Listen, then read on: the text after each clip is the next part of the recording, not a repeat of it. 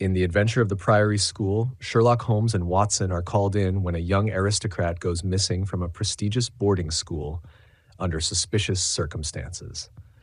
The headmaster is in a panic, the teachers seem cagey, and there's a massive reward on the line for solving the case.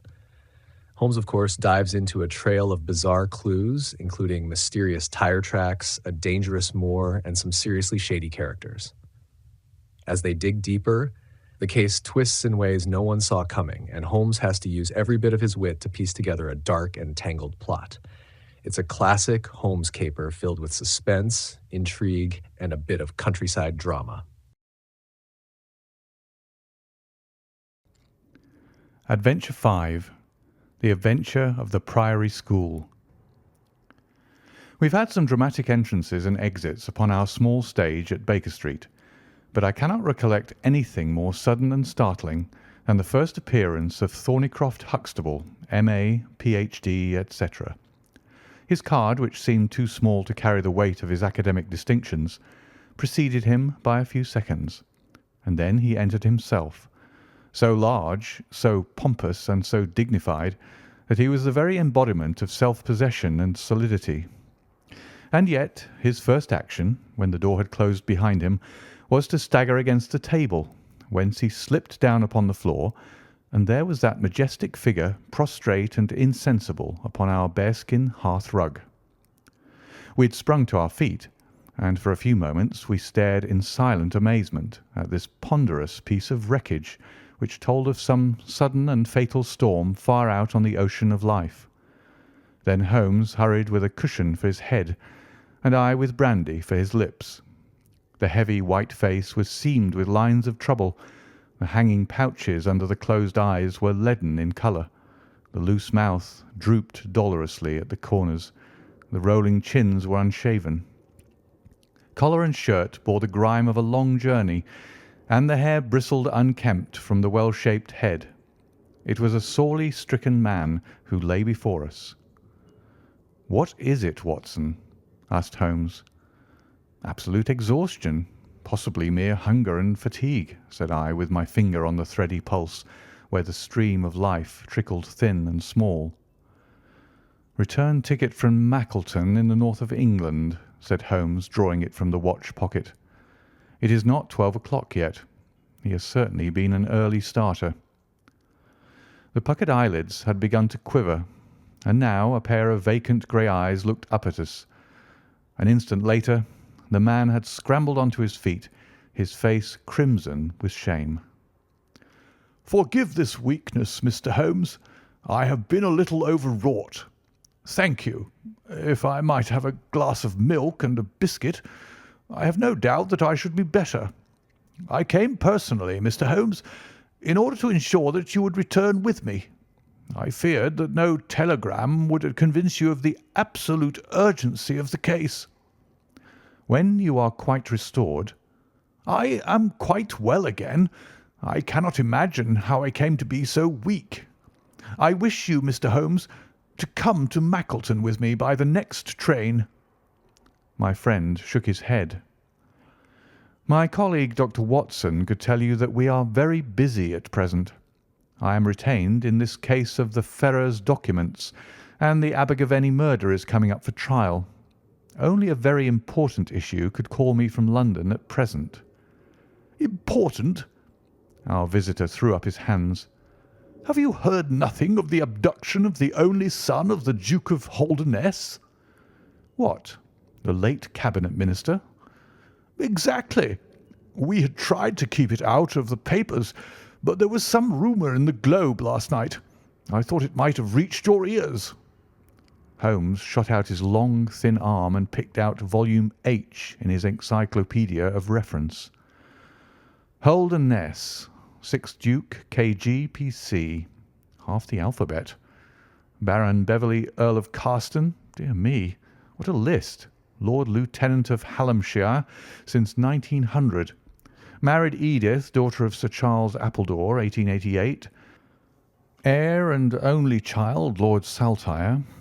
Owns about 250,000 acres. Minerals in Lancashire and Wales. Address: Carlton House Terrace, Holdernesse Hall, Hallamshire. Carston Castle, Bangor, Wales. Lord of the Admiralty, 1872. Chief Secretary of State for... Well, this man is certainly one of the greatest subjects of the Crown. The greatest and perhaps the wealthiest. I am aware, Mr. Holmes, that you take a very high line in professional matters, and that you are prepared to work for the work's sake. I may tell you, however, that His Grace has already intimated that a cheque for £5,000 will be handed over to the person who can tell him where his son is, and another 1,000 to him who can name the man or men who have taken him." "It is a princely offer," said Holmes. "Watson, I think that we shall accompany Dr. Huxtable back to the north of England. And now, Dr. Huxtable, when you have consumed that milk, you will kindly tell me what has happened, when it happened, how it happened, and finally what Dr. Thorneycroft Huxtable of the Priory School near Mackleton has to do with the matter, and why he comes 3 days after an event, the state of your chin gives the date, to ask for my humble services." Our visitor had consumed his milk and biscuits. The light had come back to his eyes and the colour to his cheeks as he set himself with great vigour and lucidity to explain the situation. "I must inform you, gentlemen, that the Priory is a preparatory school of which I am the founder and principal. Huxtable's sidelights on Horace may possibly recall my name to your memories. The Priory is, without exception, the best and most select preparatory school in England. Lord Leverstoke, the Earl of Blackwater, Sir Cathcart Soames, they all have entrusted their sons to me, but I felt that my school had reached its zenith when weeks ago the Duke of Holdernesse sent Mr. James Wilder, his secretary, with intimation that young Lord Saltire, 10 years old, his only son and heir, was about to be committed to my charge. Little did I think that this would be the prelude to the most crushing misfortune of my life. On May 1st the boy arrived, that being the beginning of the summer term. He was a charming youth, and he soon fell into our ways. I may tell you, I trust that I am not indiscreet, but half confidence are absurd in such a case, that he was not entirely happy at home. It is an open secret that the Duke's married life had not been a peaceful one, and the matter had ended in a separation by mutual consent, the Duchess taking up her residence in the south of France. This had occurred very shortly before, and the boy's sympathies are known to have been strongly with his mother. He moped after her departure from Holdernesse Hall, and it was for this reason that the Duke desired to send him to my establishment. In a fortnight the boy was quite at home with us, and was apparently absolutely happy. He was last seen on the night of May 13th, that is, the night of last Monday. His room was on the second floor, and was approached through another large room in which 2 boys were sleeping. These boys saw and heard nothing, so that it is certain that young Saltire did not pass out that way. His window was open, and there is a stout ivy plant leading to the ground. We could trace no footmarks below, but it is sure that this is the only possible exit. His absence was discovered at 7 o'clock on Tuesday morning. His bed had been slept in. He had dressed himself fully before going off in his usual school suit of black Eton jacket and dark grey trousers. There were no signs that anyone had entered the room, and it is quite certain that anything in the nature of cries or a struggle would have been heard, since Caunter, the elder boy in the inner room, is a very light sleeper. When Lord Saltire's disappearance was discovered, I at once called a roll of the whole establishment, boys, masters, and servants. It was then that we ascertained that Lord Saltire had not been alone in his flight. Heidegger, the German master, was missing. His room was on the second floor, at the farther end of the building, facing the same way as Lord Saltire's. His bed had also been slept in, but he had apparently gone away partly dressed, since his shirt and socks were lying on the floor. He had undoubtedly let himself down by the ivy, for we could see the marks of his feet where he had landed on the lawn. His bicycle was kept in a small shed beside his lawn, and it also was gone. He had been with me for 2 years, and came with the best references, but he was a silent, morose man, not very popular either with masters or boys. No trace could be found of the fugitives, and now, on Thursday morning, we are as ignorant as we were on Tuesday.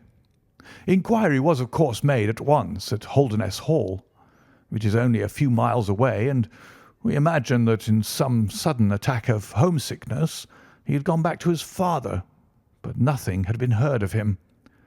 The Duke is greatly agitated, and as to me, you have seen yourselves the state of nervous prostration to which the suspense and the responsibility have reduced me. Mr. Holmes, if ever you put forward your full powers, I implore you to do so now, for never in your life could you have a case which is more worthy of them." Sherlock Holmes had listened with the utmost intentness to the statement of the unhappy schoolmaster. His drawn brows and the deep furrow between them showed that he needed no exhortation to concentrate all his attention upon a problem which, apart from the tremendous interests involved, must appeal so directly to his love of the complex and the unusual. He now drew out his notebook and jotted down 1 or 2 memoranda. "You have been very remiss in not coming to me sooner," said he severely. "You start me on my investigation with a very serious handicap. It is conceivable, for example, that this ivy and this lawn would have yielded nothing to an expert observer." "I am not to blame, Mr. Holmes. His Grace was extremely desirous to avoid all public scandal. He was afraid of his family unhappiness being dragged before the world. He has a deep horror of anything of the kind." "But there has been some official investigation?" "Yes, sir, and it has proved most disappointing. An apparent clue was at once obtained, since a boy and a young man were reported to have been seen leaving a neighbouring station by an early train. Only last night we had news that the couple had been hunted down in Liverpool, and they proved to have no connection whatever with the matter in hand. Then it was that in my despair and disappointment, after a sleepless night, I came straight to you by the early train." "I suppose the local investigation was relaxed while this false clue was being followed up?" "It was entirely dropped." "So that 3 days have been wasted. The affair has been most deplorably handled." "I feel it and admit it." "And yet the problem should be capable of ultimate solution. I shall be very happy to look into it. Have you been able to trace any connection between the missing boy and his German master?" "None at all." "Was he in the master's class?" "No, he never exchanged a word with him so far as I know." "That is certainly very singular. Had the boy a bicycle?" "No." "Was any other bicycle missing?" "No." "Is that certain?" "Quite." "Well, now, you do not mean to seriously suggest that this German rode off upon a bicycle in the dead of the night, bearing the boy in his arms?" "Certainly not." "Then what is the theory in your mind?" "The bicycle may have been a blind. It may have been hidden somewhere and the pair gone off on foot." "Quite so. But it seems rather an absurd blind, does it not? Were there other bicycles in this shed?" "Several." "Would he not have hidden a couple had he desired to give the idea that they had gone off upon them?" "I suppose he would." "Of course he would. The blind theory won't do. But the incident is an admirable starting point for an investigation. After all, a bicycle is not an easy thing to conceal or to destroy. One other question. Did anyone call to see the boy on the day before he disappeared?" "No." "Did he get any letters?" Yes, one letter. From whom? From his father. Do you open the boy's letters? No. How do you know it was from the father? The coat of arms was on the envelope, and it was addressed in the Duke's peculiarly stiff hand. Besides, the Duke remembers having written. When had he a letter before that? Not for several days. Had he ever one from France? No, never. You see the point of my questions, of course. Either the boy was carried off by force, or he went of his own free will. In the latter case, you would expect that some prompting from outside would be needed to make so young a lad do such a thing. If he has had no visitors, that prompting must have come in letters. Hence I try to find out who were his correspondents. I fear I cannot help you much. His only correspondent, so far as I know, was his own father, who wrote to him on the very day of his disappearance. Were the relations between father and son very friendly? His Grace is never very friendly with anyone. He is completely immersed in large public questions, and is rather inaccessible to all ordinary emotions. But he was always kind to the boy in his own way. But the sympathies of the latter were with the mother. Yes. Did he say so? No. The Duke, then? Good heaven, no. Then how could you know? I have had some confidential talks with Mr. James Wilder, his Grace's secretary. It was he who gave me the information about Lord Saltire's feelings. I see. By the way, that last letter of the Duke's, was it found in the boy's room after he was gone? No, he had taken it with him. I think, Mr. Holmes, it is time that we were leaving for Euston. I will order a four-wheeler. In a quarter of an hour we shall be at your service. If you are telegraphing home, Mr. Huxtable, it would be well to allow the people in your neighbourhood to imagine that the inquiry is still going on in Liverpool or wherever else that red herring led your pack. In the meantime, I will do a little quiet work at your own doors, and perhaps the scent is not so cold but that two old hounds like Watson and myself may get a sniff of it. That evening found us in the cold, bracing atmosphere of the Peak country, in which Dr. Huxtable's famous school is situated. It was already dark when we reached it. A card was lying on the hall table, and the butler whispered something to his master, who turned to us with agitation in every heavy feature. "The Duke is here," said he. "The Duke and Mr. Wilder are in the study. Come, gentlemen, and I will introduce you." I was, of course, familiar with the pictures of the famous statesman, but the man himself was very different from his representation. He was a tall and stately person, scrupulously dressed, with a drawn, thin face, and a nose which was grotesquely curved and long. His complexion was of a dead pallor, which was more startling by contrast with a long, dwindling beard of vivid red, which flowed down over his white waistcoat, with his watch-chain gleaming through its fringe. Such was the stately presence who looked stonily at us from the centre of Dr. Huxtable's hearth-rug. Beside him stood a very young man, whom I understood to be Wilder, the private secretary. He was small, nervous, alert, with intelligent light blue eyes and mobile features. It was he who at once, in an incisive and positive tone, opened the conversation. "I called this morning, Dr. Huxtable, too late to prevent you from starting to London. I learned that your object was to invite Mr. Sherlock Holmes to undertake the conduct of this case. His Grace is surprised, Dr. Huxtable, that you should have taken such a step without consulting him." "When I learned that the police had failed—" "His Grace is by no means convinced that the police have failed." "But surely Mr. Wilder—" "You are well aware, Dr. Huxtable, that his Grace is particularly anxious to avoid all public scandal. He prefers to take as few people as possible into his confidence." "The matter can be easily remedied," said the browbeaten doctor. Mr. Sherlock Holmes can return to London by the morning train." "Hardly that, Doctor, hardly that," said Holmes in his blandest voice. "This northern air is invigorating and pleasant. So I propose to spend a few days upon your moors, and to occupy my mind as best I may. Whether I have the shelter of your roof or the village inn is, of course, for you to decide." I could see that the unfortunate doctor was in the last stage of indecision, from which he was rescued by the deep, sonorous voice of the red-bearded duke, which boomed out like a dinner gong. "I agree with Mr. Wilder, Dr. Huxtable, that you have done wisely to consult me.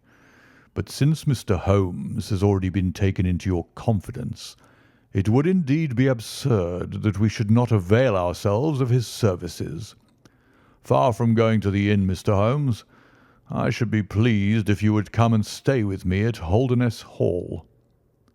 "I thank your Grace. For the purposes of my investigation, I think that it would be wiser for me to remain at the scene of the mystery." "Just as you like, Mr. Holmes. Any information which Mr. Wilder or I can give you is, of course, at your disposal." "It will probably be necessary for me to see you at the Hall," said Holmes. "I would only ask you now, sir, whether you have formed any explanation in your own mind as to the mysterious disappearance of your son." "No, sir, I have not." "Excuse me if I allude to that which is painful to you, but I have no alternative. Do you think that the Duchess had anything to do with the matter?" The great minister showed perceptible hesitation. "I do not think so," he said at last. "The other most obvious explanation is that the child has been kidnapped for the purpose of levying ransom. You have not had any demand of the sort?" "No, sir." "One more question, your Grace. I understand that you wrote to your son upon the day when this incident occurred." "No, I wrote upon the day before." "Exactly. But he received it on that day?" "Yes." "Was there anything in your letter which might have unbalanced him or induced him to take such a step?" "No, sir, certainly not." "Did you post that letter yourself?" The nobleman's reply was interrupted by his secretary, who broke in with some heat. "His Grace is not in the habit of posting letters himself," said he. "This letter was laid with others upon the study table, and I myself put them in the post bag." "You are sure this one was among them?" "Yes, I observed it." "How many letters did your Grace write that day?" 20 or 30. I have a large correspondence, but surely this is somewhat irrelevant." "Not entirely," said Holmes. "For my own part," the Duke continued, "I have advised the police to turn their attention to the south of France. I have already said that I do not believe that the Duchess would encourage so monstrous an action, but the lad had the most wrong-headed opinions, and it is possible that he may have fled to her, aided and abetted by this German. I think, Dr. Huxtable, that we will now return to the Hall."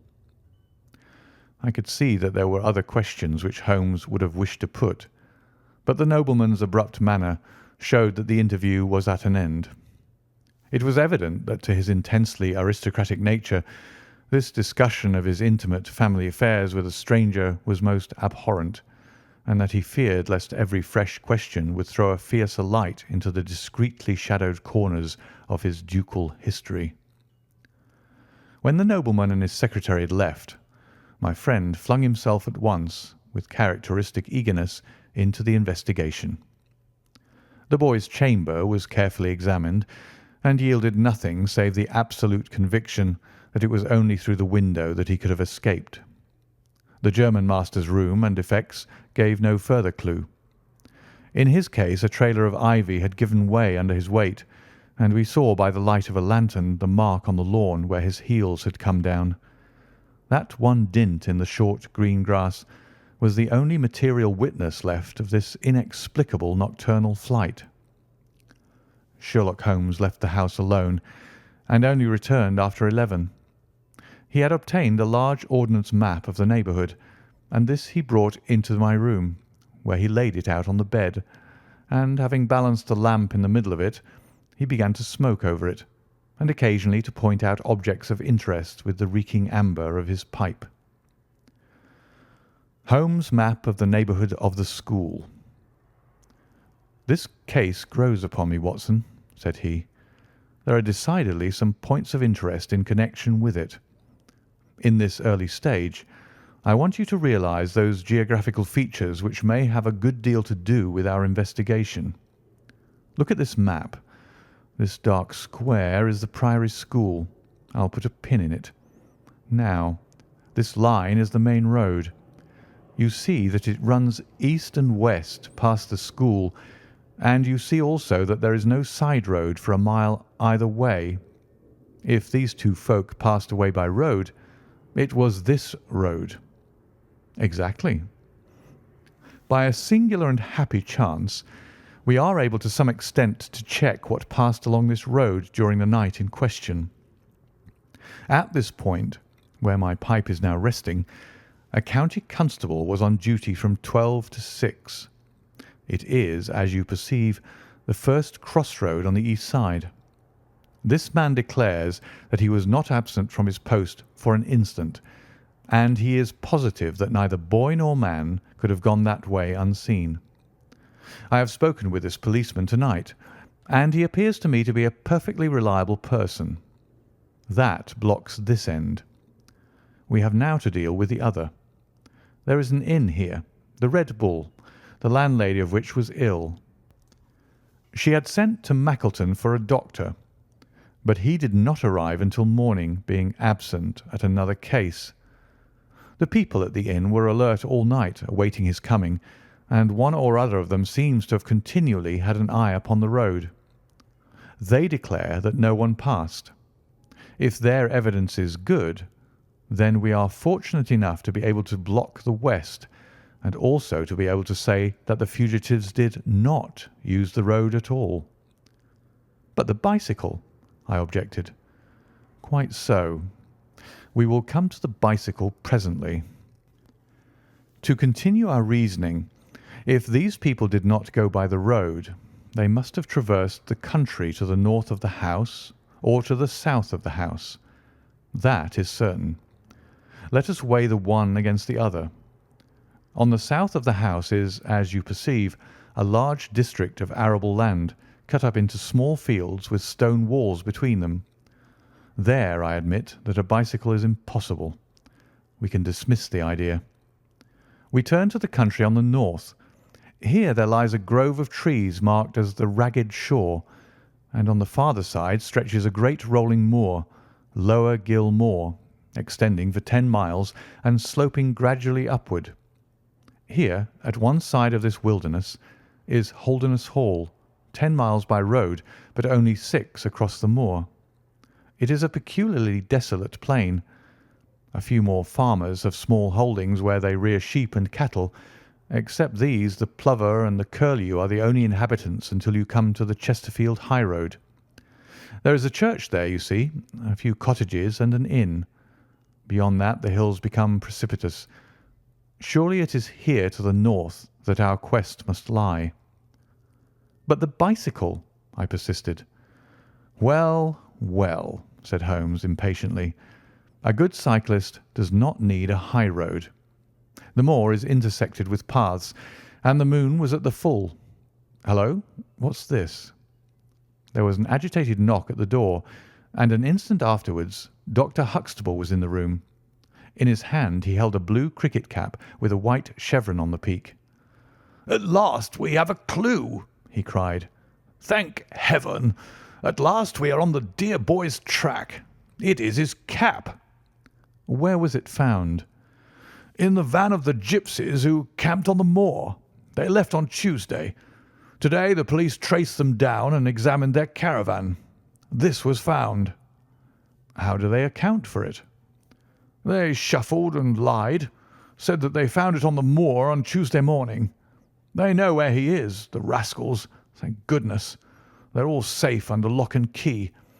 Either the fear of the law or the Duke's purse will certainly get out of them all that they know." "So far, so good," said Holmes, when the doctor had at last left the room. "It at least bears out the theory that it is on the side of the Lower Gill Moor that we must hope for results. The police have really done nothing locally, save the arrest of those gipsies. Look here, Watson. There's a watercourse across the moor.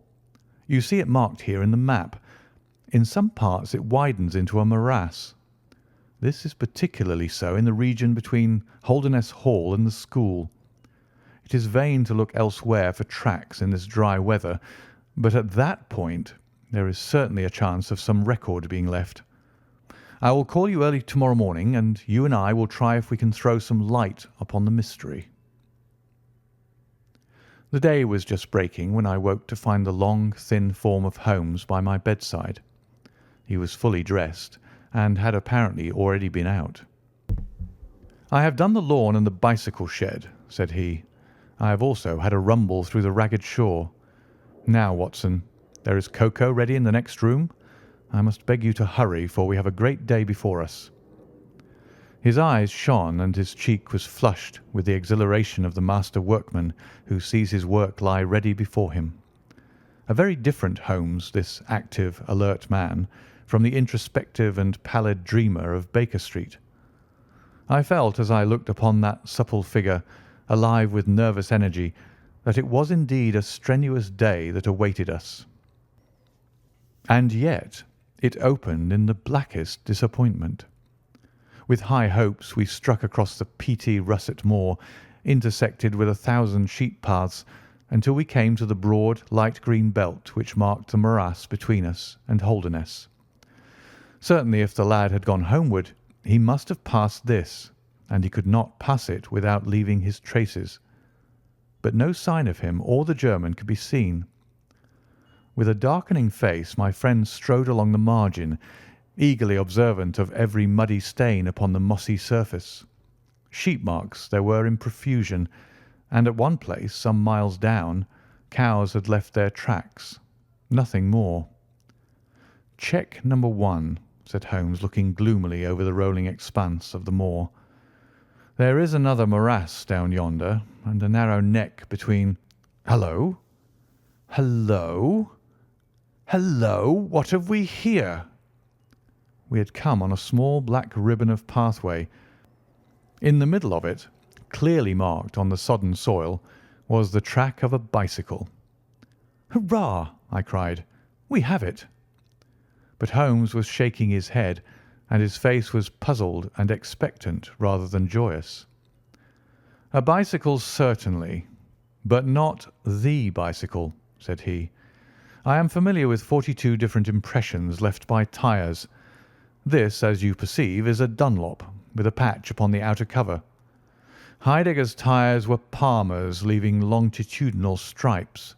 Aveling, the mathematical master, was sure upon the point. Therefore it is not Heidegger's track." "The boy's, then?" "Possibly, if we could prove a bicycle to have been in his possession. But this we have utterly failed to do. This track, as you perceive, was made by a rider who was going from the direction of the school." "Or towards it." "No, no, my dear Watson. The more deeply sunk impression is, of course, the hind wheel upon which the weight rests. You perceive several places where it has passed across and obliterated the more shallow mark of the front one. It was undoubtedly heading away from the school. It may or may not be connected with our inquiry, but we will follow it backwards before we get any further."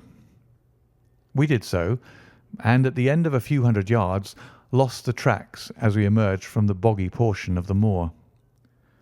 Following the path backwards, we picked out another spot where a spring trickled across it. Here, once again, was the mark of the bicycle, though nearly obliterated by the hoofs of cows. After that there was no sign, but the path ran right on into Ragged Shaw, the wood which backed on to the school. From this wood the cycle must have emerged. Holmes sat down on a boulder and rested his chin in his hands. I had smoked 2 cigarettes before he moved. "Well, well," said he at last. "It is, of course, possible that a cunning man might change the tyres of his bicycle in order to leave the unfamiliar tracks. A criminal who was capable of such a thought is a man whom I should be proud to do business with. We will leave this question undecided and hark back to our morass again, for we have left a good deal unexplored." We continued our systematic survey of the edge of the sodden portion of the moor, and soon our perseverance was gloriously rewarded. Right across the lower part of the bog lay a miry path. Holmes gave a cry of delight as he approached it. An impression like a fine bundle of telegraph wires ran down the centre of it. It was the Palmer tyres. "Here is Herr Heidegger, sure enough," cried Holmes exultantly. "My reasoning seems to have been pretty sound, Watson." "I congratulate you." "But we have a long way still to go. Kindly walk clear of the path. Now, let us follow the trail. I fear that it will not lead very far." We found, however, as we advanced, that this portion of the moor is intersected with soft patches, and though we frequently lost sight of the track, we always succeeded in picking it up once more. "Do you observe," said Holmes, "that the rider is now undoubtedly forcing the pace? There can be no doubt of it. Look at this impression, where you get both tyres clear. The one is as deep as the other. That can only mean that the rider is throwing his weight onto the handlebar, as a man does when he is sprinting. By Jove, he's had a fall." There was a broad irregular smudge covering some yards of the track. Then there were a few footmarks, and the tyre reappeared once more. "A side slip," I suggested. Holmes held up a crumpled branch of flowering gorse. To my horror, I perceived that the yellow blossoms were all dabbed with crimson. On the path, too, and among the heather, were dark stains of clotted blood. "Bad," said Holmes. "Bad. Stand clear, Watson. Not an unnecessary footstep. What do I read here? He fell wounded. He stood up. He remounted. He proceeded. But there is no other track. Cattle on this side path. He was surely not gored by a bull. Impossible. But I see no traces of anyone else. We must push on, Watson. Surely with stains as well as the track to guide us, he cannot escape us now." Our search was not a very long one. The tracks of the tyre began to curve fantastically upon the wet and shining path. Suddenly, as I looked ahead, the gleam of metal caught my eye from amid the thick gorse bushes. Out of them we dragged a bicycle, Palmer tyred, one pedal bent, and the whole front of it horribly smeared and slobbered with blood. On the other side of the bushes a shoe was projecting. We ran round, and there lay the unfortunate rider. He was a tall man, full bearded, with spectacles, one glass of which had been knocked out. The cause of his death was a frightful blow upon the head, which had crushed in part of his skull. That he could have gone on after receiving such an injury said much for the vitality and courage of the man. He wore shoes but no socks, and his open coat disclosed a nightshirt beneath it. It was undoubtedly the German master. Holmes turned the body over reverently and examined it with great attention. He then sat in deep thought for a time, and I could see by his ruffled brow that this grim discovery had not, in his opinion, advanced as much in our inquiry. "It is a little difficult to know what to do, Watson," said he at last. "My own inclinations are to push this inquiry on, for we have already lost so much time that we cannot afford to waste another hour. On the other hand, we are bound to inform the police of the discovery, and to see that this poor fellow's body is looked after. I could take a note back, but I need your company and assistance. Wait a bit. There is a fellow cutting peat up yonder. Bring him over here, and he will guide the police." I brought the peasant across, and Holmes dispatched the frightened man with a note to Dr. Huxtable. "Now, Watson," said he, "we have picked up 2 clues this morning, One is the bicycle with the Palmer tyre, and we see what that has led to. The other is the bicycle with the patched Dunlop. Before we start to investigate that, let us try to realize what we do know so as to make the most of it, and to separate the essential from the accidental. First of all, I wish to impress upon you that the boy certainly left of his own free will. He got down from his window, and he went off either alone or with someone. That is sure. I assented. Well now, let us turn to this unfortunate German master. The boy was fully dressed when he fled. Therefore, he foresaw what he would do. But the German went without his socks. He certainly acted on very short notice. Undoubtedly. Why did he go? Because from his bedroom window he saw the flight of the boy, because he wished to overtake him and bring him back. He seized his bicycle, pursued the lad, and in pursuing him met his death. So it would seem. Now I come to the critical part of my argument. The natural action of a man in pursuing a little boy would be to run after him. He would know that he could overtake him. But the German does not do so. He turns to his bicycle. I am told that he was an excellent cyclist. He would not do this if he did not see that the boy had some swift means of escape. The other bicycle. Let us continue our reconstruction. He meets his death 5 miles from the school. Not by a bullet, mark you, which even a lad might conceivably discharge, but by a savage blow dealt by a vigorous arm. The lad, then, had a companion in his flight, and the flight was a swift one, since it took 5 miles before an expert cyclist could overtake them. Yet we survey the ground round the scene of the tragedy. What do we find? A few cattle tracks, nothing more. I took a wide sweep round, and there is no path within 50 yards. Another cyclist could have had nothing to do with the actual murder, nor were there any human footmarks. "Holmes," I cried, "this is impossible." "Admirable," he said. "A most illuminating remark. It is impossible as I state it, and therefore I must in some respect have stated it wrong. Yet you saw for yourself. Can you suggest any fallacy?" "He could not have fractured his skull in a fall." "In a morass, Watson?" "I'm at my wit's end." "Tut, tut. We have solved some worse problems. At least we have plenty of material, if we can only use it. Come then, and having exhausted the Palmer, let us see what the Dunlop with the patched cover has to offer us." We picked up the track and followed it onward for some distance, but soon the moor rose into a long, heather-tufted curve, and we left the watercourse behind us. No further help from tracks could be hoped for. At the spot where we saw the last of the Dunlop tyre, it might equally have led to Holderness Hall, the stately towers of which rose some miles to our left, or to a low grey village which lay in front of us and marked the position of the Chesterfield highroad. As we approached the forbidding and squalid inn, with the sign of a gamecock above the door, Holmes gave a sudden groan and clutched me by the shoulder to save himself from falling. He had had one of those violent strains of the ankle which leave a man helpless. With difficulty he limped up to the door, where a squat, dark, elderly man was smoking a black clay pipe. "How are you, Mr. Reuben Hayes?" said Holmes.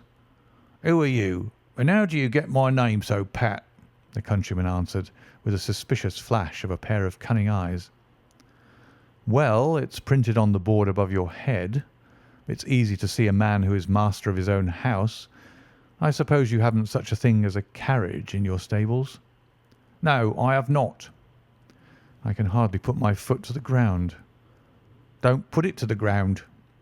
"But I can't walk." "Well then, hop."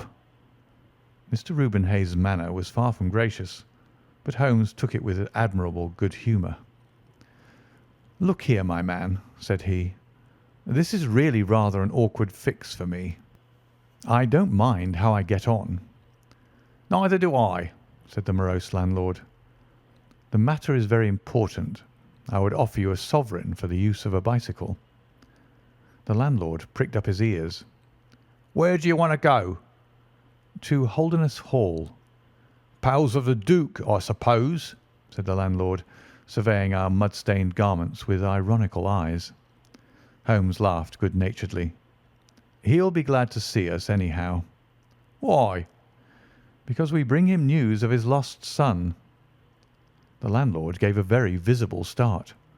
"What, you're on his track?" "He has been heard of in Liverpool. They expect to get him every hour." Again a swift change passed over the heavy, unshaven face. His manner was suddenly genial. "I've less reason to wish the Duke well than most men," said he, "for I was head coachman once, and cruel bad he treated me. It was him that sacked me without character on the word of a lying corn chandler. But I'm glad to hear that the young lad was heard of in Liverpool, and I'll help you to take the news to the Hall." "Thank you," said Holmes. "We'll have some food first, then you can bring round the bicycle." "I haven't got a bicycle." Holmes held up a sovereign. "I tell you, man, that I haven't got one. I'll let you have 2 horses as far as the Hall." "Well, well," said Holmes. "We'll talk about it when we've had something to eat." When we were left alone in the stone-flagged kitchen, it was astonishing how rapidly that sprained ankle recovered. It was nearly nightfall, and we had eaten nothing since early morning, so that we spent some time over our meal. Holmes was lost in thought, and once or twice he walked over to the window and stared earnestly out. It opened onto a squalid courtyard. In the far corner was a smithy, where a grimy lad was at work. On the other side were the stables. Holmes had sat down again after one of those excursions when he suddenly sprang out of his chair with a loud exclamation. "By heaven, Watson, I believe that I've got it," he cried. "Yes, yes, it must be so, Watson. Do you remember seeing any cow tracks today?" "Yes, several." "Where?" "Well, everywhere. They were at the morass, and again on the path, and again near where poor Heidegger met his death." "Exactly. Well now, Watson, how many cows did you see on the moor?" "I don't remember seeing any." "Strange, Watson, that we should see tracks all along our line, but never a cow on the whole moor. Very strange, Watson, eh?" "Yes, it is strange." "Now, Watson, make an effort.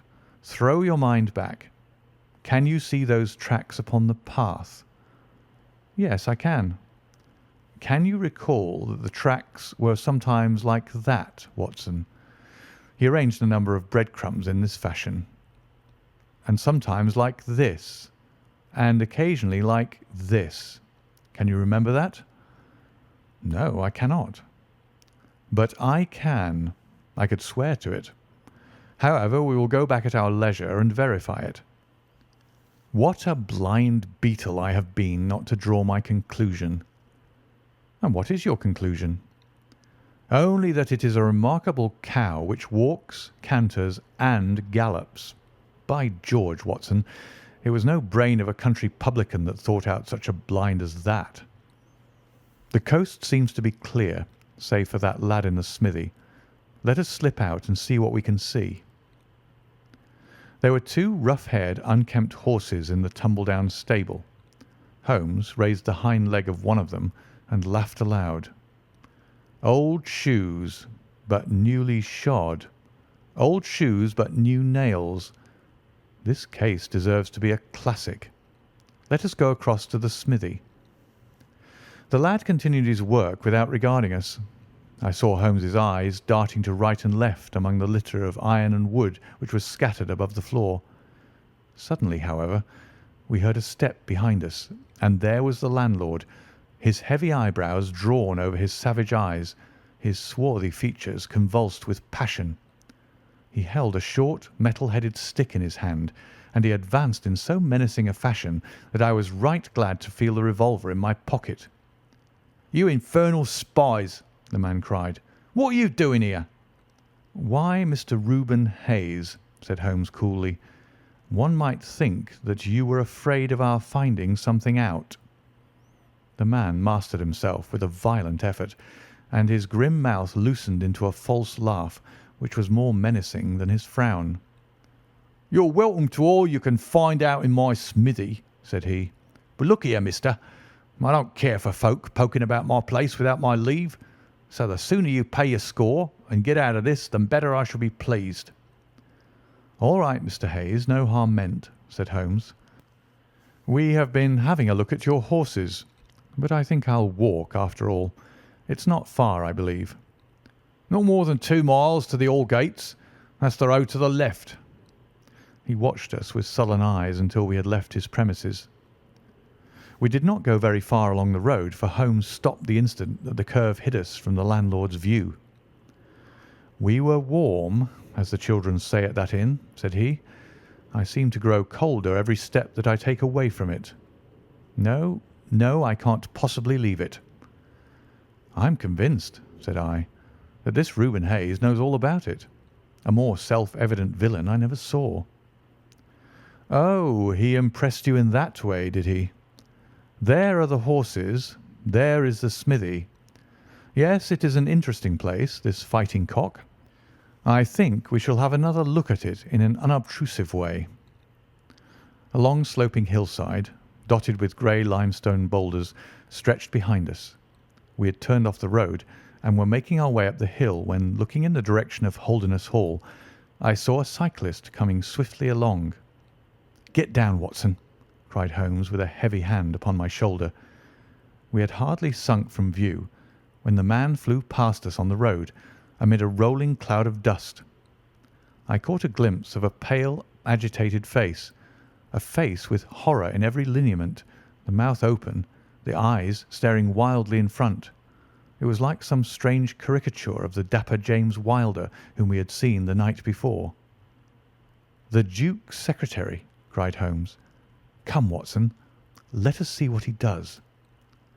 We scrambled from rock to rock until in a few moments we had made our way to a point from which we could see the front door of the inn.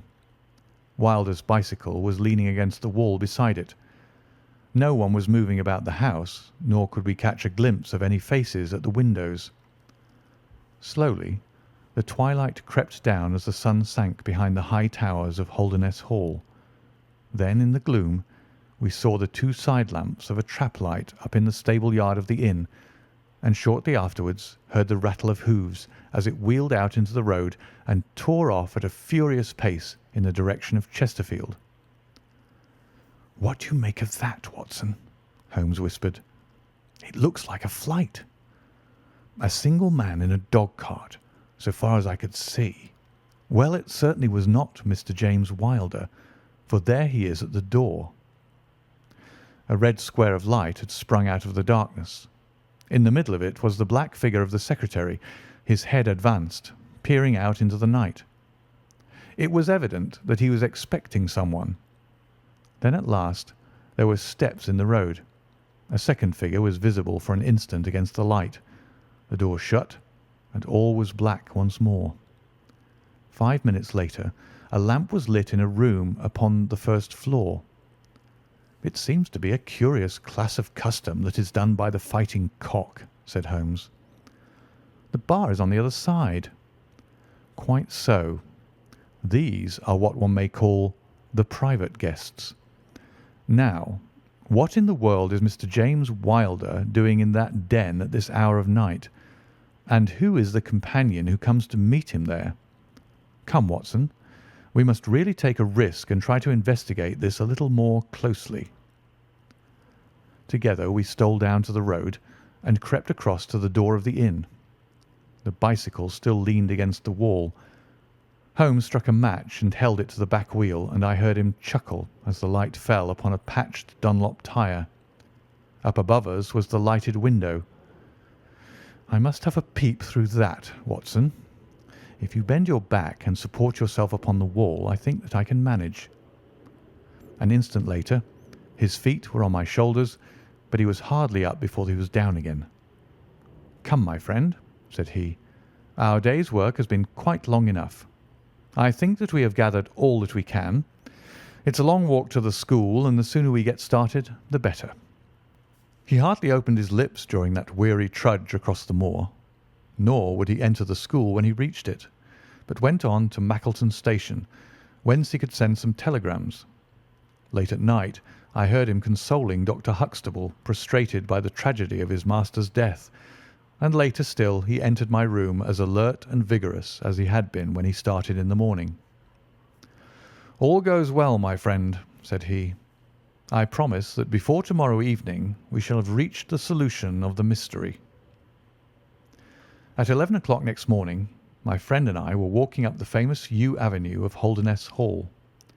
We were ushered through the magnificent Elizabethan doorway and into his Grace's study, where we found Mr. James Wilder, demure and courtly, but with some trace of that wild terror of the night before still lurking in his furtive eyes and in his twitching features.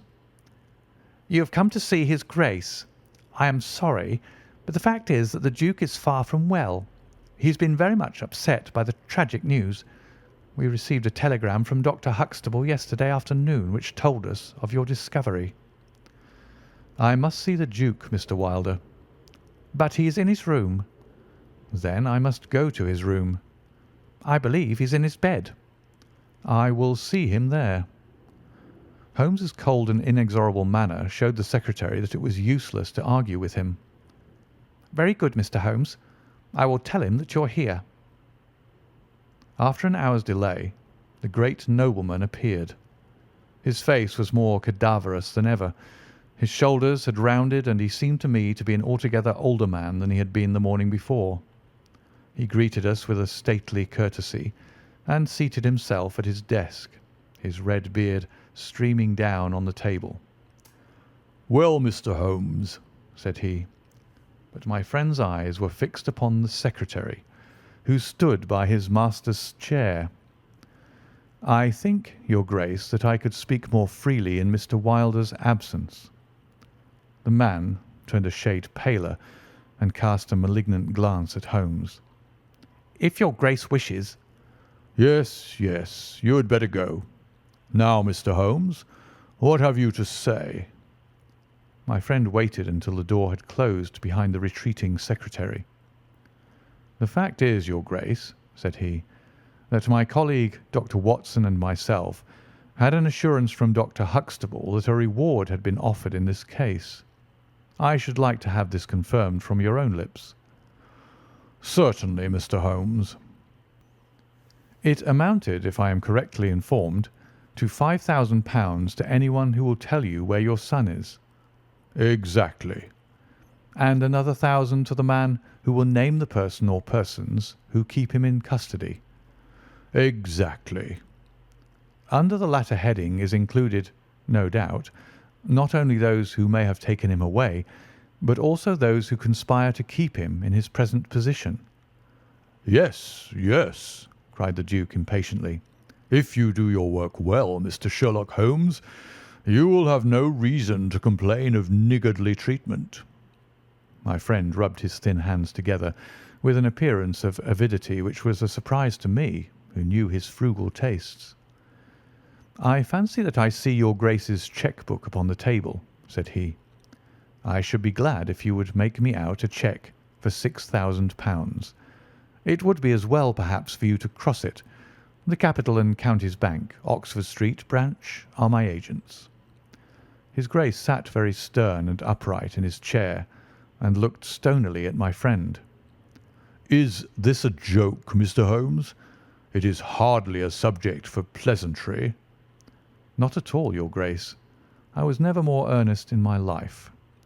"What do you mean, then?" "I mean that I have earned the reward. I know where your son is, and I know some, at least, of those who are holding him." The Duke's beard had turned more aggressively red than ever against his ghastly white face. "Where is he?" "He is, or was last night, at the Fighting Cock Inn, about 2 miles from your park gate." The Duke fell back in his chair. "And whom do you accuse?" Sherlock Holmes's answer was an astounding one. He stepped swiftly forward and touched the Duke upon the shoulder. "I accuse you," said he. "And now, your Grace, I'll trouble you for that cheque." Never shall I forget the Duke's appearance as he sprang up and clawed with his hands like one who is sinking into an abyss. Then, with an extraordinary effort of aristocratic self-command, he sat down and sank his face in his hands. It was some minutes before he spoke. "How much do you know?" he asked at last without raising his head. "I saw you together last night." "Does anyone else besides your friend know?" "I have spoken to no one." The Duke took a pen in his quivering fingers and opened his cheque-book. "I shall be as good as my word, Mr. Holmes. I am about to write your cheque. However unwelcome the information which you have gained may be to me, when the offer was first made, I little thought the turn which events might take. But you and your friend are men of discretion, Mr. Holmes." "I hardly understand your Grace." "I must put it plainly, Mr. Holmes. If only you two know of this incident, there is no reason why it should go any farther. I think £12,000 is a sum that I owe you, is it not?" But Holmes smiled and shook his head. "I fear, your Grace, that matters can hardly be arranged so easily. There is the death of this schoolmaster to be accounted for." "But James knew nothing of that. You cannot hold him responsible for that. It was the work of this brutal ruffian whom he had the misfortune to employ." "I must take the view, your Grace, that when a man embarks upon a crime, he is morally guilty of any other crime which may spring from it." "Morally, Mr. Holmes, no doubt you are right, but surely not in the eyes of the law. A man cannot be condemned for a murder at which he was not present, and which he loathes and abhors as much as you do. The instant that he heard of it he made a complete confession to me, so filled was he with horror and remorse. He lost not an hour in breaking entirely with the murderer. Oh, Mr. Holmes, you must save him. You must save him. I tell you that you must save him." The Duke had dropped the last attempt at self-command and was pacing the room with a convulsed face and with his clenched hands raving in the air. At last he mastered himself and sat down once more at his desk. "I appreciate your conduct in coming here before you spoke to anyone else," said he. "At least we have to take counsel how far we can minimize this hideous scandal." "Exactly," said Holmes. "I think, your Grace, that this can only be done by absolute frankness between us. I am disposed to help your Grace to the best of my ability, but in order to do so, I must understand to the last detail how the matter stands. I realise that your words applied to Mr. James Wilder, and that he is not the murderer." "No, the murderer has escaped." Sherlock Holmes smiled demurely. "Your Grace can hardly have heard of any small reputation which I possess, or you would not imagine that it is so easy to escape me. Mr. Reuben Hayes was arrested at Chesterfield on my information at 11 o'clock last night. I had a telegram from the head of the local police before I left the school this morning." The Duke leaned back in his chair and stared with amazement at my friend. "You seem to have powers that are hardly human," said he. "So, Reuben Hayes is taken. I am right glad to hear it, if it will not react upon the fate of James." "Your secretary?" "No, sir. My son." It was Holmes's turn to look astonished. "I confess that this is entirely new to me, your Grace. I must beg you to be more explicit." "I will conceal nothing from you.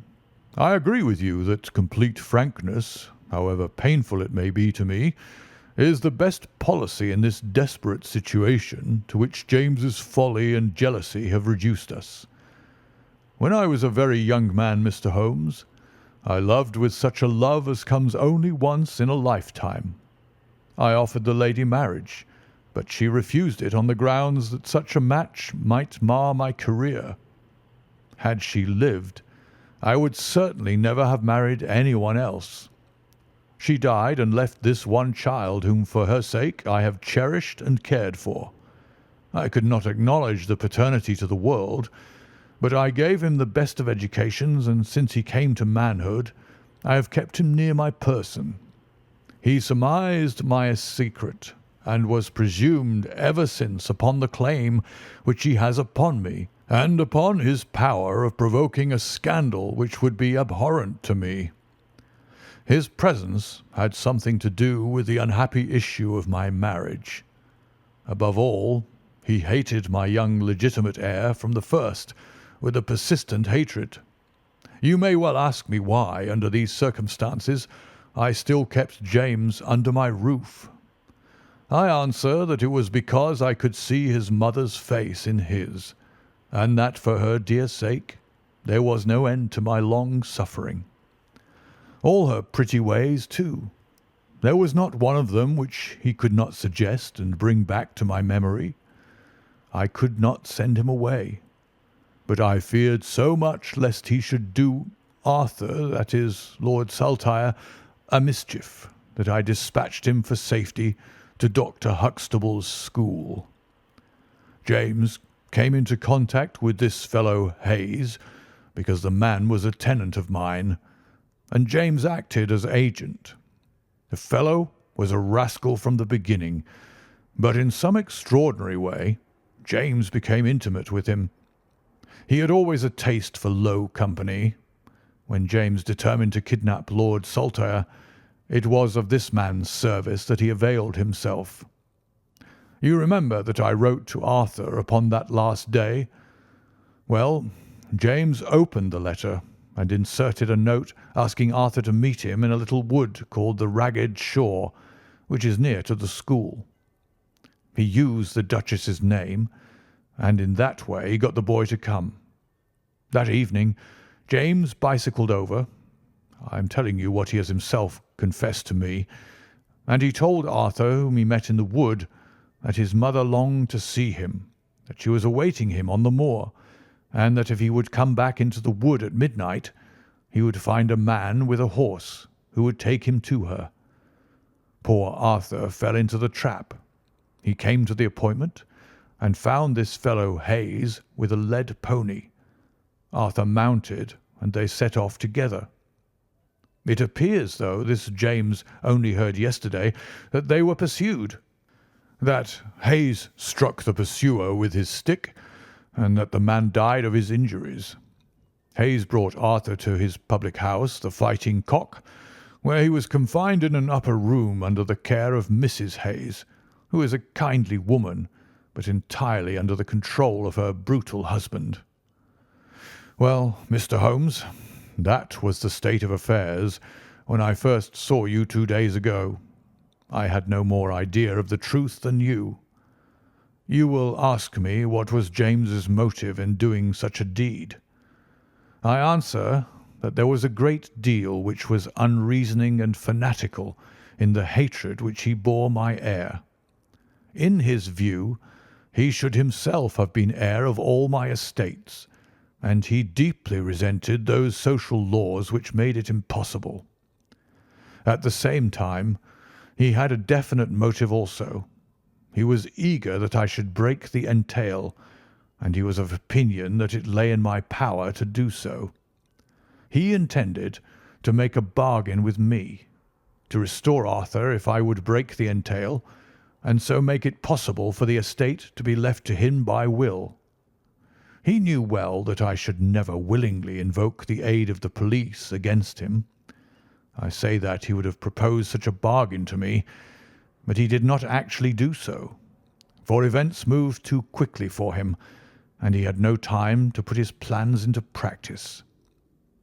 What brought all this wicked scheme to wreck was your discovery of this man Heidegger's dead body. James was seized with horror at the news. It came to us yesterday as we sat together in this study. Dr. Huxtable had sent a telegram. James was so overwhelmed with grief and agitation that my suspicions, which had never been entirely absent, rose instantly to a certainty, and I taxed him with the deed. He made a complete voluntary confession. Then he implored me to keep his secret for 3 days longer, so as to give his wretched accomplice a chance of saving his guilty life. I yielded, as I've always yielded, to his prayers, and instantly James hurried off to the Fighting Cock to warn Hayes and give him the means of flight. I could not go there by daylight without provoking comment, but as soon as night fell I hurried off to see my dear Arthur. I found him safe and well, but horrified beyond expression by the dreadful deed he had witnessed. In deference to my promise, and much against my will, I consented to leave him there for 3 days, under the charge of Mrs. Hayes, since it was evident that it was impossible to inform the police where he was without telling them also who was the murderer, and I could not see how that murderer could be punished without ruin to my unfortunate James. You asked for frankness, Mr. Holmes, and I have taken you at your word, for I have now told you everything without an attempt at circumlocution or concealment. Do you in turn be as frank with me." "I will," said Holmes. "In the first place, Your Grace, I am bound to tell you that you have placed yourself in a most serious position in the eyes of the law. You have condoned a felony, and you have aided the escape of a murderer, for I cannot doubt that any money which was taken by James Wilder to aid his accomplice in his flight came from your Grace's purse." The Duke bowed his assent. "This is indeed a most serious matter. Even more culpable, in my opinion, Your Grace, is your attitude towards your younger son. You leave him in this den for 3 days." "Under solemn promises." "What are promises to such people as these? You have no guarantee that he will not be spirited away again. To humour your guilty elder son, you have exposed your innocent younger son to imminent and unnecessary danger. It was a most unjustifiable action." The proud Lord of Holderness was not accustomed to be so rated in his own ducal hall. The blood flushed into his high forehead, but his conscience held him dumb. "I will help you, but on one condition only. It is that you ring for the footman and let me give such orders as I like." Without a word, the Duke pressed the electric bell. A servant entered. "You will be glad to hear," said Holmes, "that your young master is found. It is the Duke's desire that the carriage shall go at once to the Fighting Cock Inn to bring Lord Saltire home." "Now," said Holmes, when the rejoicing lackey had disappeared, "having secured the future, we can afford to be more lenient with the past. I am not in an official position, and there is no reason, so long as the ends of justice are served, why I should disclose all that I know. As to Hayes, I say nothing. The gallows awaits him, and I would do nothing to save him from it. What he will divulge I cannot tell, but I have no doubt that your Grace could make him understand that it is to his interest to be silent. From the police point of view, he will have kidnapped the boy for the purpose of ransom. If they do not themselves find it out, I see no reason why I should prompt them to take a broader point of view. I would warn your Grace, however, that the continued presence of Mr. James Wilder in your household can only lead to misfortune." "I understand that, Mr. Holmes, and it is already settled that he shall leave me forever and go to seek his fortune in Australia." "In that case, your Grace, since you have yourself stated that any unhappiness in your married life was caused by his presence, I would suggest that you make such amends as you can to the Duchess, and that you try to resume those relations which have been so unhappily interrupted." "That also I have arranged, Mr. Holmes. I wrote to the Duchess this morning." "In that case," said Holmes, rising, "I think that my friend and I can congratulate ourselves upon several most happy results from our little visit to the north." There is one other small point upon which I desire some light. This fellow Hayes had shod his horses with shoes which counterfeited the tracks of cows. Was it from Mr. Wilder that he learned so extraordinary a device? The Duke stood in thought for a moment, with a look of intense surprise on his face. Then he opened a door and showed us into a large room furnished as a museum. He led the way to a glass case in a corner and pointed to the inscription. "These shoes," it ran, "were dug up in the moat of Holderness Hole. They are for the use of horses, but they are shaped below with a cloven foot of iron so as to throw pursuers off the track. They are supposed to have belonged to some of the marauding barons of Holderness in the Middle Ages." Holmes opened the case, and moistening his finger he passed it along the shoe. A thin film of recent mud was left upon his skin. "Thank you," said he, as he replaced the glass. "It is the second most interesting object that I have seen in the north." "And the first?" Holmes folded up his cheque and placed it carefully in his notebook. "I am a poor man," said he, as he patted it affectionately and thrust it into the depths of his inner pocket. End of the adventure of the Priory School.